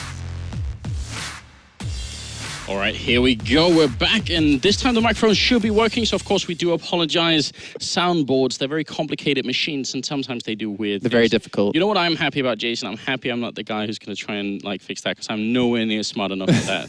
Luckily, we do have backstage a little bit. We do have some really, really, probably the best production people we can have in the industry, so they're working on it quick. So, we're going to be right back into the game here. It's Immunity with a lead. Huge surprise. Rain is playing his heart out on that Kinguin team, but he needs help right now. He does. He needs other people to step up. Michael, again, struggled in that first half, and he needs him to be there by his side to really help out. Not to mention Dennis. You know, Dennis has been, a good force in the rounds that they have won some great entries against some great deagle shots, but he needs to step up a little bit more, maybe. We're seeing, again, the save come out of Kinguin, not able to buy up in this round, and we're seeing the scout picked up for Sniper. So finally, you're going to see Sniper on a Sniper. We're not going to have the op just yet. It does please me a great deal, James, though. Also a good headshot with the Galil. No armor on Kinguin here. It's not that they can really accomplish, but should be an easy round. That would leave Immunity with double the rounds of Kinguin, which, I mean, right now we've been raving on about this double op setup. It needs to come in big for Kinguin. It has to be huge this time around. Otherwise, it is just not going to work out. Scream up here with the Deagle. Actually good in a little bit of navigation there, jumping down in towards CT spawn, but he gets caught by a grenade. It's almost like he actually put himself in position, like there was an X on the ground, just stand here if you want to have a grenade in the face, and he did that. It's always great to see. It's like Looney Tunes kind of esque. But either way, 48 seconds to go on the clock. Kinguin again, like I said, with no armor, just a couple of pistols bought up for the team. The bomb is making its way over towards Cat. There's actually a man lurking towards long. Scream picks up one. Scream picks up two. That's ridiculous. Ricky finally diffusing that situation. Can only let Scream go on for so long because you know he's going to hit nothing but headshots. Some really, really good Deagle shots, and that's going to make it interesting now. First time here in the second half that Kinguin have a chance to buy. They had better make a lot out of this round. They have to do it, otherwise they're going to get knocked out here. You were talking about the double up setup potentially coming out of Kinguin. The problem is with how far many rounds there are behind and how close Immunity is to winning, if they fail that once, then it's going to be all over from there. But we're going to see the op picked up for Ricky again, who's been so damn impactful looking on that cross. And Michael, again, they're not switching it up. They're not transitioning over to someone else who's maybe feeling a little bit more confident. But we can see Fox already challenged out on B. Yeah, good shot there. James going down and Scream. Killing Imagine while he was in the fire as well. Almost a bit of an overkill there. Sniper's also very low on health, so this push from Immunity has yielded very next to nothing. Definitely not worth it for them. Sniper going to be falling back, and Kinguin are in a situation once again, just like we mentioned in the first half. The only way they lose this is if they make a big mistake. Immunity, they can't really sort of skill their way back into a round like this. It has to be Kinguin letting something slip. I don't want to count Ricky out, but I pretty much agree with you on that one. It's going to be very difficult. 3 against 5 with so little HP on Sniper and Estilo. Ricky's going to be trying to go for the challenge towards B. And you see 3 men there on the side of Kinguin prepared for it with a man towards long and a man towards CT ramp. But with 48 seconds to go, they have time to work with. They have utility. Like, they have a smoke. They have flashbangs. They can go for potential mid to B or transition in towards Catwalk with that smoke popping out. And Ricky's even transitioned away from the op over onto an AK. They're making a very good call right now. I mean, continuing into B, I think, would be almost suicide, but walking up Catwalk, not such a bad idea. And that's a very likely spot to be able to take an aim duel, and that's what they want right now. They just want one-on-one battles that they can try and win. If they win the first one, there is a chance. It's still going to be a slim one, especially at 17 seconds. Mikelele covering the cross. He's going to miss that shot, but Dennis won't, and Ricky goes down. Dennis with a headshot and a triple kill. Nicely handled. And that's going to be Kinguin making it back here. A very important round, and more than anything, Jason, here, they didn't lose a single player. Yeah, so they keep their economy going. They do have the potential to pull up the double up now in this round or the next round. Most likely the next, but Michael, it's all on that man there you see on your screen. I want to see him really start to get into his prime here in this one. You talk about peaking in tournaments, you talk about do you want to do it early on, you want to do it later on, you want to do it mid-tournament. Well, you know, this is the end and the start of the tournament for both teams, technically. You lose this game, you're out. It's the end. If you win this one, you still have another challenge to go on up against Cloud9. But we're seeing Uni pick up the pace a little bit. They have quite a few Tech 9s. They don't have any armor, though, and Michael is waiting. Yeah, I like this. Just rushing in with a Tech 9, it seems like it's a favorite thing to do by Michael. Good shot there with USPS. Gonna get a second one as well. So currently a triple kill for him, and he just has to save this AWP. Doesn't really need the last kill in this sequence. No scope, not gonna hit it. Knife is out, really, Michael. Is it time for that? Now he ends up going down to Imagine, who does end his days there. Scream gonna end up getting that kill. It seemed like he was almost gonna get another one. It's ridiculous. So, and the round that maybe didn't have to be that expensive. Obviously, they get to save the AWP anyway, but 2 kills in the round like that, pretty good for Immunity. It's interesting play to Michael A too, because he saw him coming catwalk. He had a smoke come up as well, but instead of sitting back towards ramp and then him come to him, he pushes aggressively into Goose because he has Dennis towards car to help watch the cross, so he can get a little bit of a crossfire going on and to help protect him. So it was a really smart transition out of this man. Sniper again going to be on the scouts, very MBK-esque for his team. We're seeing MBK, or not MBK, Team Kinguin, so now he's in my head, on the op with Michael A still. But they have full utility to work with, Immunity. They can't let too many of these rounds slip away. They need to get some sort of control. It might come down to that middle. You know, with Michael A smoked off potentially over towards CT, he might be able to open up on B if he can just hit a couple of nice shots with like a 3-2 split. Yeah, I definitely like seeing that. Dennis has also moved in, so right now it's a pretty heavy commitment towards sort of the mid-B side of the map, leaving A little bit vulnerable, which is a problem for Kinguin, considering that right now Immunity are setting up for what might be an A split eventually. It's not fully committed yet, they've got plenty of time. And right now, they're waiting for that Molotov to clear anyway. Is that Mike Lilly in sight as well? Is it over towards A? Because if he's there, I don't know if I like this position, because if you sit towards car, yeah, you might get flashed up, but most importantly, you can stay alive by rotating back towards pit, have a teammate there to watch towards long, and replay the retake game. But he's going to be sticking up here in true Michael A fashion, trying to be aggressive, trying to be cocky. There's already a man dropping towards C2, picks up the kill, James gets one. Oh, and he did commit to it. Dennis going down, you still are taking down Michael A over at long. James runs in, but Rain will drop him. And, you know, we've been talking so much about Rain. Is it going to be on him again to try and retake this bomb site? It just might. Right now, they're a man down. That bomb is planted. And even better, Immunity have one guy at top mid, which is going to give them so much information. They know nobody's coming short, and there it is. Fox, Rain going down. Scream, last man alive, and he's going to be dropped. Imagine picks up a great double kill, and it's going to be 13-8. I do think that's a really good point, though. The way that Michael is holding, it does mean you're committing to the bomb site. There's no way to really fall back. And so you either get a bunch of kills or you're going to need some really quick backup, which wasn't even possible. Yeah. I mean, they have Leggett behind him. You can see him staying there, acting as their coach, acting as their caller, if I'm not mistaken. So he's going to see something like that and, be kind of upset, I would assume, against Michael. I mean, that's how Michael likes to play, like really flashy, really aggressive kind of style. But it doesn't work out, especially when your tournament hopes and dreams are on this one game.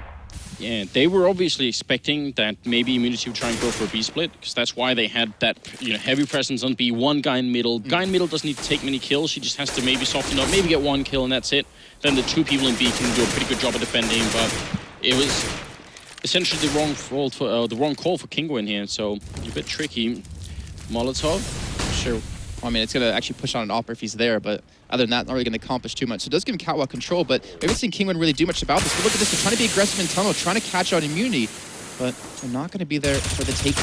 Oh, that was so close to them committing, and if they had pushed through, you got to wonder how much information they would have had to play off of, but they're not really feeling it, Kinguin. And I mean, they're not a team, considering all the individual talent, they're not a team that can afford to sort of doubt themselves. They really need to come in and say, well, we've just got so much individual talent, we're going to do this anyway. But now Immunity going to be pushing up here. Molotov failed a tiny bit there, but they're going to push the bomb site anyway. And Michael Lele, he's got back up this time.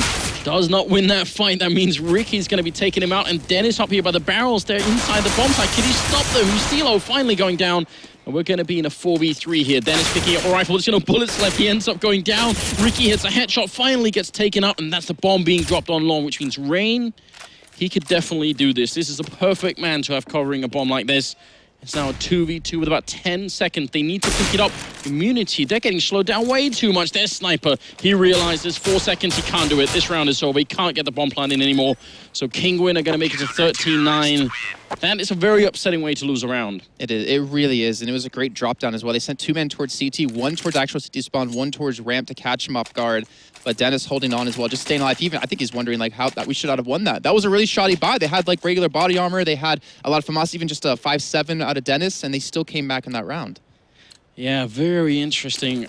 I think that was Immunity being so deeply immersed in the fact that they're winning this game that they forgot about the fact that there was so little time left. I think they caught onto that fact just a second too late. But look at the speed here into the B bomb side. They're going to try and rush it down, but Fox is there, gets an instant double kill, and the bomb is dropped. Jason, it couldn't be worse, could it? It was a nice change of pace. Like ideally, that was a good, decision by them. But unfortunately, Team Kinguin have been waiting constantly on that B site, and the Molotov coming through did slow and soften them up just a little bit. James made the first kill, but they get taken down thereafter. There's 2 men alive with AK, so there's a possibility they could pull us off in a 2-on-4. But Ricky coming through with the flashbang, he's not going to accomplish much off that. No, they're just feeding all the kills to Fox right now. Triple for him in the round, and some of the easiest kills of his life, essentially.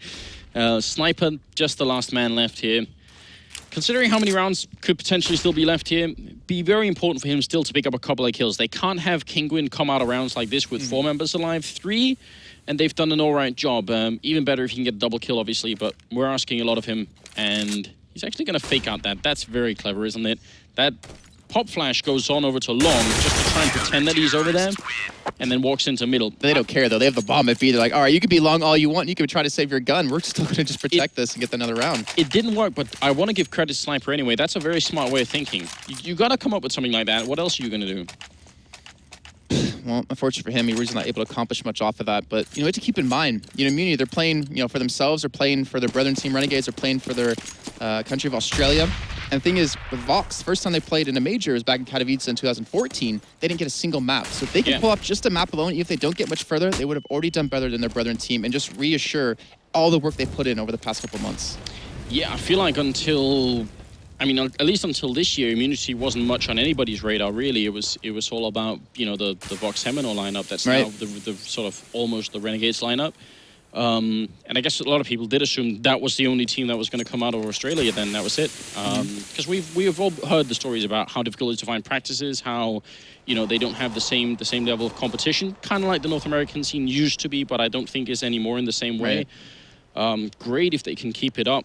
Now we've got 2, let's see a third one, why not? Rain down in the pit here, and he's fighting armorless targets, so doesn't need to be so careful. Could just spray them down, and Michael Ellis can come in and show him how it's done. Dennis, good shot there, and it's going to be a complete cleanup here. Nobody dying, and a good triple spray down, which is going to leave Kinguin with a lot of money. That's 1 round with 4 alive, another round here with 5 alive. When we think about, a couple of rounds that Immunity has picked up, right?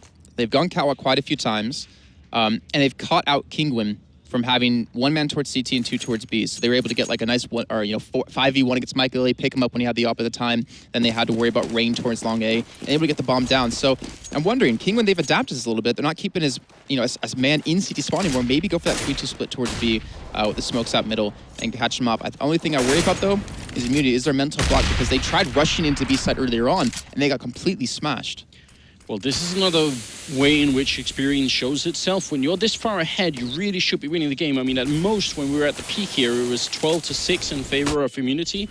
So you should be winning that game, but the more you feel it, the more you start to get a little bit nervous. You start to second-guess yourself. All the calls you make, you wonder, this is Kinguin. Are they going to be better than us? Maybe we should do something else. And then you slow down the game just enough that they get to catch up. And you can tell now, Kinguin know this comeback is very, very real, so they're seeing it. Mid to B, or mid to A, smoking off towards B to try to get in towards CT spawn. It's not going to work out too well. Scream picks up the first, but imagine he's pushed up catwalk. He's going to get Molotoved off for now, but they have the time to work with 45 seconds left to go on the clock. They have a guy towards CT as well, challenge out James, trying to pick up his kill. Oh, but he goes down to Scream, who picks up a second kill, and now they need to get something in return here. It's a 2v5 at the moment. Rain getting a headshot on Dennis, even while Flash doing good damage. There's Michael Ellie cleaning it up, and it's going to be 13-12.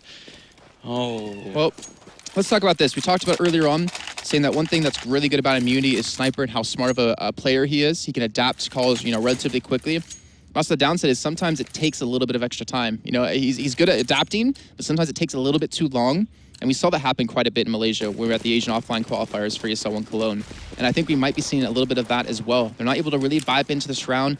I still say maybe a mid to B kind of strategy would work out. There's still only 2 men left alone there, and Kinguin still have rotated quite a few men towards long, with 2 there and 1 towards towards Goose or whatever. But Dennis is going to be the one rotating back. The smokes come in. They're going for B. They don't have any armor. This is going to be a bit of a miracle if it works out. Scream takes down one, and James going to take a little bit too long there. Fox picking up a couple, NS. No way in here. Perfect shutdown. Money on Kinguin is going to be disgusting at the end of this round. And that means we've got a tied scoreline here. It's 13-13. It's now looking very scary. You know what I think? This might have to come down to Ricky and that AWP. If he can win a couple of fights with that, that might be the one opening. You know, never mind how many strats you try and pull, you've got to get that opening kill at some point. I mean, that's 100% true. He was so impactful in the first half with it. Wait, did he get the close B spawn? If you get the close B spawn, you can actually run here quicker than, well, almost as quick as he does, but he does miss the jump. Still got a chance here, but he goes down to Fox, who crouches into the angle with the AK. Ricky saw it coming, and he was even there on time. That would have been the kind of opening that they need. I still think Ricky had exactly the right idea. I think if he maybe questioned that second question, I guess himself when he missed the jump, could have saved his life and would have been a little bit more impactful in the round. But I mean, they're still going to play the man down. They have now. Imagine picking up the op, still looking for that pick towards B.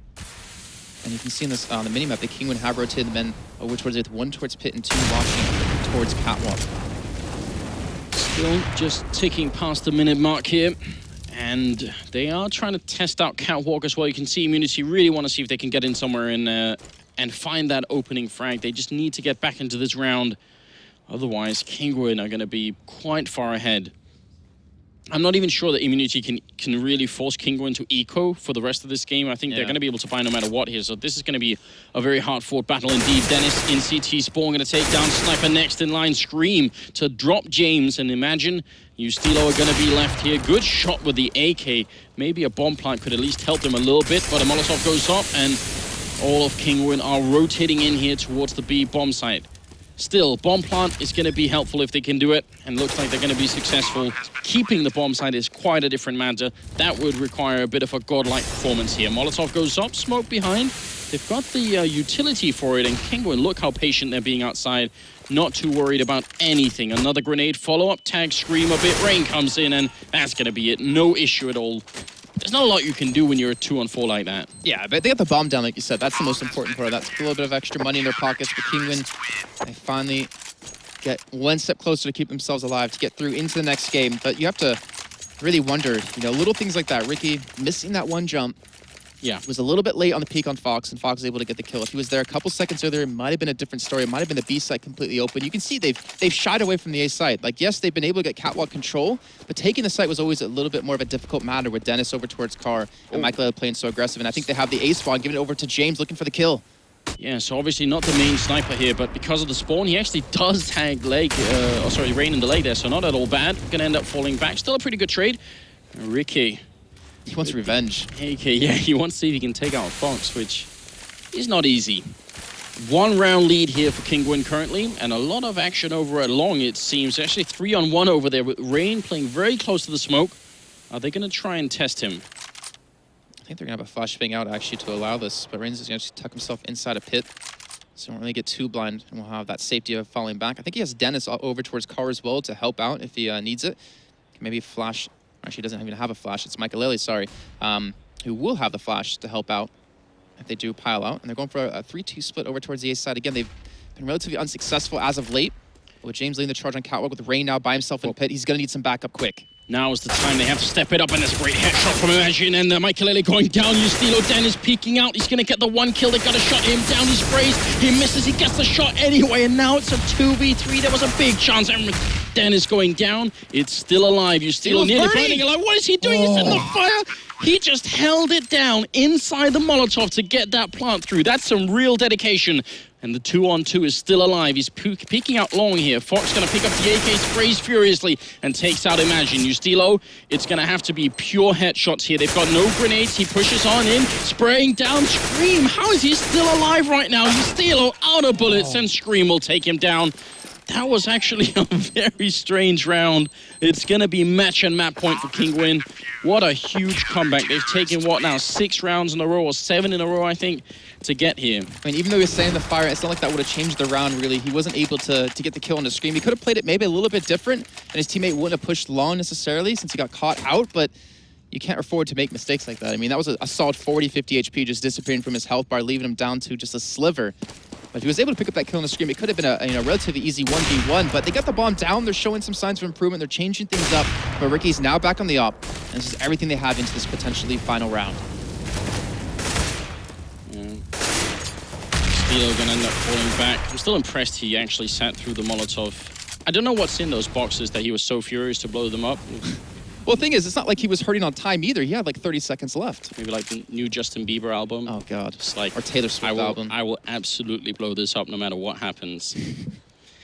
It's going to be 29th round, currently a 2-round deficit for the Australian team that has actually shocked us in this match with how well they've been playing, but when it mattered the most, they seem to sort of run out of air a little bit, and this is a very, very common thing. Again, it's a question of experience. That's why they came here. That's what they said all along. They said, we want the experience, and this is, I mean, they're paying for it here, but they're certainly getting a lot out of this round. Flashes and Molotovs out, and one opening frag here for Kinguin might unleash a landslide that Immunity cannot stop. It's going to be Michaelita with the shot, but Imagine with a good return. Rain is there. Dennis so close, actually tags him through. He hears the bomb going down. He wants to get the angle. He gets both of them through the smoke, and Ricky's going to be left.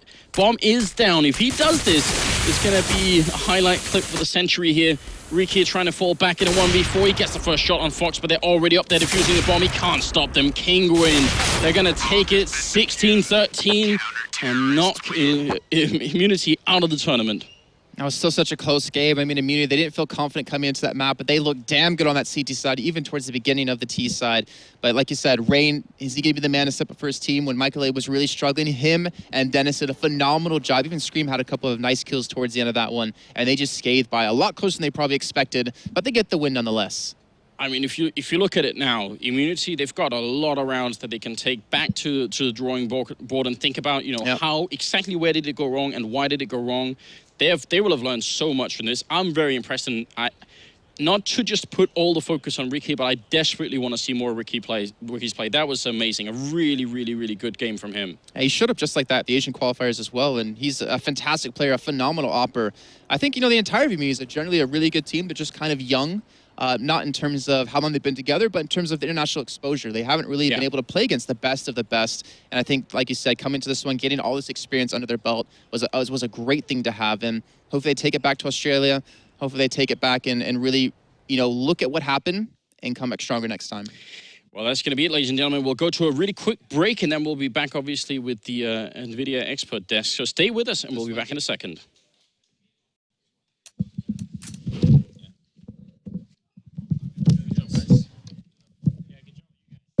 Ew, you have sweaty ears, man. Solution, right?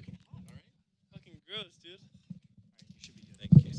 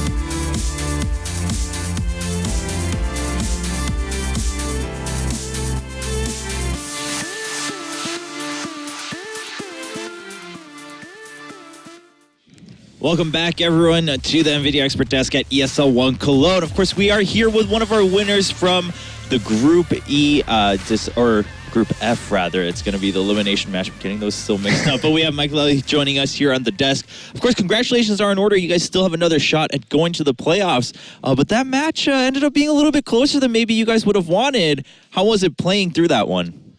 I mean, we didn't know what to expect in this game. Me personally, I had never seen them play, I think. But they shocked me. They were like, the Ricky guy with the op, he was super good. He was like destroying us. But then we managed to. I tried to tell my teammates that they're super good at this game and they'll never stop believing in themselves. And they just started to hit their shots, and we just managed to close out the game. Yeah, Katie, and how did you view that game between Kinguin and Immunity? I was, I think, even more shocked than Michael at that point. I was like, what's going on? But credit to Immunity. They really played well, as you said. Yep. Ricky must be getting a lot of credit for this performance. Yeah. Also, just in general, I actually felt like at some point, Immunity might have been throwing this game because they had a big lead. And on that terrace half, they opened up the A-bomb side. They win the round. The round after that, they only lose because they don't realize that they don't have the bomb, and it's dropped in CT spawn. And then from that point till when they do a execute again, like 8 rounds, like where they just do random stuff, rushing into B, these kind of things where they just got destroyed. Not only that, the rounds you win, you survive with 5 every single time. So you get that money going, and that round when they dropped the bomb, that was the one they could have actually clinched the game at that point. You guys were almost on a force, but I think Dennis had the 5-7 on the bomb site there. 10 seconds on the clock, there's a big panic. So many smokes, their own smokes are down on the site. And then it was just like they got into position to plant, and it was just too late. It was too much. They had to run away from it, and that was the one they could have clinched the game. And obviously that comes down to there was a few issues there. There was that round towards the end as well. They were planting inside the Molotov, where there was 30 seconds left on the clock as well. Some really interesting rounds going on. And I think it does come down to that clutch situation when you're a big tournament like this, when you haven't experienced that sort of pressure before, it can be very hard to deal with. So, unfortunately, a few rounds slipping away from them. I wanted to know, because when we saw that Dust2 was picked, we were just like, Kinguin's real happy about this. You got the deathmatch map, you got all the Zane battles. Like, what were they doing? Because they like kind of neutralized that for that good stretch where like you guys weren't finding those one-on-ones that normally in Dust2 are. You'd think for you guys would be a huge advantage. I think they pretty much knew how we were playing on this map. I mean, we might play random, but we were playing kind of like the same structure all over all the games. So I think they just knew how we played. It felt like when we always tried to do something, they always knew it. So as terrorists, we just try to focus on taking some rounds because we know we're super good CTT on that map. And I mean, they were good. I mean, they were super good. It was the op and their team. They were so strong. So you've brought in Legia for this event, right? He's now the in-game leader. Is that correct? Now is he taking over that role? Yeah, kind of. Yeah. So how has he helped when you're in those situations up against the rope? What is he doing to you guys to get you back into the game and keep your heads high? Well, first of all, he's like a sixth voice. Can you say that? I mean, he's telling us exactly what we should do, because sometimes you can watch like aiming at the same spot or whatever, and he's like helping us in that kind of way when we're gonna push sites. But in the long run, he's helping us with structure and like how we're gonna play defensive and tactics. And so he's not necessarily the in-game leader as such so much. I remember at DreamHack Valencia, you were saying that's how you saw the game going forward and developing as the future. Well, he is the guy talking in the beginning of the rounds. Like, you should do. So he gives you the general idea of his opinion going into it. Okay, right. Yeah, but sometimes we also have our own opinions. So if I want to rush long, for example, he lets me do that. So. Yeah, sure. Okay. Shortly about the veto, we were expecting you guys to remove Cobblestone for sure, and then maybe Mirage, but you went for the overpass removal after looking a bit shaky on that yesterday. What's your take on that? Is that because you would feel confident still going in on Mirage because it's such a basic map? I mean, we have the overpass or Mirage is our the maps that we can play, but we prefer not to play them, and we just try to see, against these guys, we went to hltv.org and just tried to watch what maps they were playing the most and winning the most. That was the only information we got about them. And we tried to think that, okay, let's ban out something that we think they're good at. Okay. Yeah. Cool. All right, yeah, because we had a little bit of a discussion on that going into the match. But at the end of the day, you guys get the win. Of course, we don't want to keep you here too long because you have another match coming up. You do have to go up against Cloud9. Before we jump in there, how are you guys feeling now after that win? I mean, coming in, were you guys like, all right, let's win this and let's take down Cloud9 too? Or is it just take one game at a time? Yeah, take one game at a time. But I mean, Cloud9, they're so good at the moment. They're I don't know how to say, they're super good. But I mean, we got our revenge from Valencia. They crushed us there with 16-5 or something. So we got a revenge game, and hopefully we can do something better than we did in Valencia. All right, sounds good. Looking forward to that, of course. Ladies and gentlemen, that match is coming up right now. Group F winners match after this break. And also, if you haven't yet, still just a couple left in terms of tickets for the Lanxess Arena. So if you want to come watch live in Cologne, Germany, in that great stadium, tomorrow, go ahead and get one of those few last tickets. And of course, thank you to all of our sponsors making this event possible. Thank you going out to Asus, Intel, PaySafeCard, HyperX, theScore eSports, and of course, NVIDIA. We'll be back right after this.